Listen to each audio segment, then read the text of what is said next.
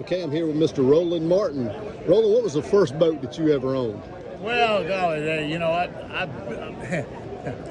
when I was a Boy Scout, I was 12 years old. My Boy Scout leader worked for Grumman Industries, and they had these tanks. Those gas tanks from the jet planes, the big pontoon tanks. Right.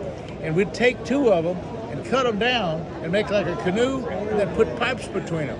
So my first boat was one that I conjured up through my scoutmaster. I paid him a few bucks for, and we bought these little poles, and we built a boat. It was a pontoon kind of a boat built out of two fuel tanks from a jet fighter.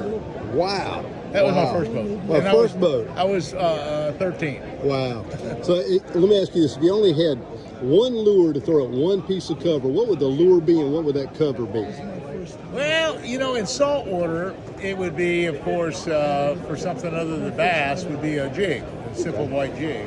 And that's an easy question.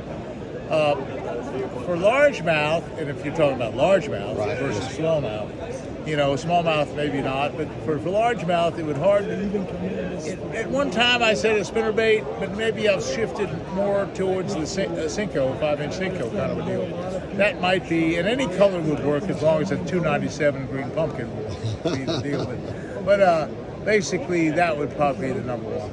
Right. Okay. Who was your biggest influence in fishing?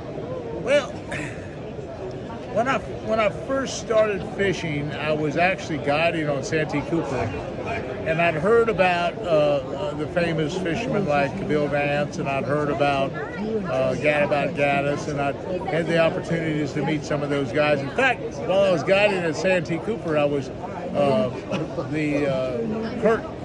Kurt Gowdy.